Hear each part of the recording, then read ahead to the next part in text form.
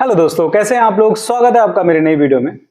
दोस्तों, आपको पता है कि वोडाफोन ने अभी थोड़े दिन पहले सरकार से भी मदद मांगी थी और सुप्रीम कोर्ट का भी दरवाजा खटखटाया था, क्योंकि उसके ऊपर इतना ज्यादा कर्जा हो चुका था कि उस कर्जे को चुकाना उसके लिए बहुत मुश्किल हो रहा है। अब उसको लेकर के उसने सीधे ये भी अनाउंसमेंट कर दिया था कि अगर 2026 तक हमारे पास कोई मदद नहीं मिलती है सरकार की तरफ से, तो फिर यहाँ पे हमें बिजनेस चलाना मुश्किल हो जाएगा और वाइंड अप करके हम चले जाएंगे। अब जो नई खबर आ रही है वो एयरटेल की तरफ से आ रही है कि एयरटेल ने भी सुप्रीम कोर्ट का दरवाजा खटखटाया है और सरकार से मदद मांगी है, क्योंकि उसके ऊपर भी लगभग 44,000 करोड़ रुपए का कर्जा हो चुका है। अब क्या है पूरा मामला, चलिए उस पर मैं आपको कंप्लीट डिटेल बताता हूं। कितना कर्जा है और ये इतना ज्यादा कर्जा जो है ये किस वजह से एयरटेल के ऊपर हुआ है और इसको लेकर के याचिका उसने क्या करी है, ये सारी चीजें मैं आपको इस वीडियो में बताने वाला हूं। नमस्कार दोस्तों, मेरा नाम है अनूप, आप देख रहे हैं टेक एंड ट्रेंड्स।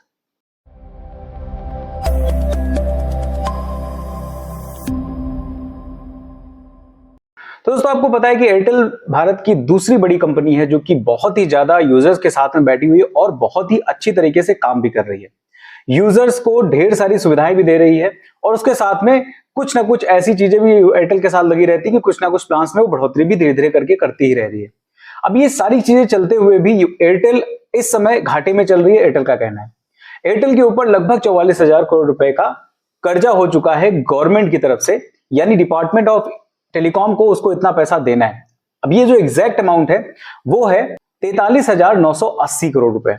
43,980 करोड़ रुपए उसको देना है, वो भी सिर्फ और सिर्फ जुर्माने के रूप में, टैक्स के रूप में, इन सब चीजों के रूप में उसको गवर्नमेंट को देना है। अब इतना पैसा देने के लिए एयरटेल बोल रही है कि मेरे पास इतना पैसा है नहीं और वो सुप्रीम कोर्ट से मांग कर रही है कि इस पर उसको कुछ ना कुछ रिलीफ दी जाए।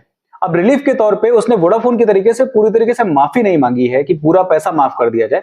उसने बोला है कि जितना भी टैक्स लगाया गया है, जितना भी जुर्माना लगाया गया है एक्स्ट्रा उसके ऊपर, वो आप माफ कर दीजिए। जो एक्चुअल अमाउंट है उतना मैं देने को तैयार हूं।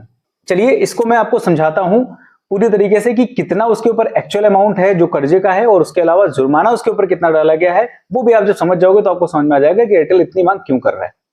अगर इसको बाइफरकेट किया जाए इस 43,980 करोड़ रुपए को, तो इसमें जो मूल टैक्स देना है, जो मूल पैसा उसको देना है, वो देना है 9,235 करोड़ रुपए, जिसमें इस पर उसको जो ब्याज देना है, टैक्स देना है, वो टैक्स है 21,850 करोड़। इतना ज्यादा उसके ऊपर टैक्स हो चुका है।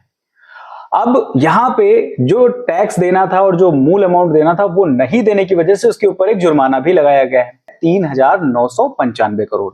अब जुर्माना भी नहीं देने की वजह से उसके ऊपर जुर्माने पर भी ब्याज लगा दिया गया है और वो जो ब्याज है वो है 8,900 करोड़ रुपए। तो कुल मिलाकर के इस तरीके से इतना पैसा लगाया गया है। अब इसमें एयरटेल का ये कहना है कि जो मूल अमाउंट है और जो जुर्माना है उतना तो मैं दे सकता हूं, लेकिन जो ब्याज है उसको हटा दिया जाए। अब इस पर सुप्रीम कोर्ट ने पहले से ही जो है एक डिसीजन दे दिया था कि जितना भी अमाउंट है वो आप 10 साल के अंदर चुका दीजिए। आप एक साथ नहीं चुका सकते हैं तो, लेकिन हर साल आपको कम से कम 10% मार्च तक देना ही पड़ेगा, तभी जाकर के आपका जितना भी अमाउंट ये हो रहा है वो आप 10 सालों में चुका सकते हो। अगर आप नहीं दोगे तो इस पर भी हम जुर्माना और लगा देंगे। अब इस पर लेकर के एयरटेल ने सीधे सीधे ये बोला है कि हम सुप्रीम कोर्ट की जो आदेश है उसका उल्लंघन नहीं कर रहे हैं, उसके खिलाफ हम कोई याचिका नहीं डाल रहे हैं। हम सिर्फ आपसे रिक्वेस्ट कर रहे हैं कि ये जो अमाउंट हमारे ऊपर चढ़ाया गया है उस अमाउंट को हम देने को तैयार हैं, लेकिन ब्याज को इसको हटा दिया जाए। अब इस पर देखते हैं कि सुप्रीम कोर्ट का क्या आदेश आता है। जो ये याचिका फिर से एयरटेल ने डाली है, क्या इस पर उसको कुछ रिलीफ मिलेगी या नहीं, ये तो जब सुप्रीम कोर्ट की तरफ से नया आदेश आएगा तभी पता चलेगा।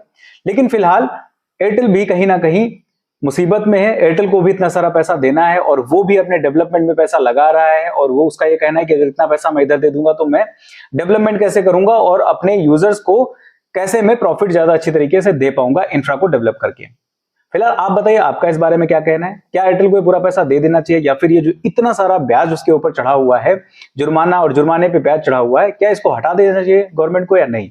आप अपनी राय मुझे कमेंट करके जरूर बताइएगा और अगर आपको वीडियो अच्छी लगी तो लाइक कर दीजिएगा, अपने दोस्तों तक भी शेयर कर दीजिएगा। अगर आप मेरे चैनल पर नए हो तो मेरे चैनल को सब्सक्राइब भी कर लीजिएगा, क्योंकि इस तरीके की बेहतरीन वीडियोस मैं आपके लिए लेके आता रहता हूं और आगे भी लाता रहूंगा।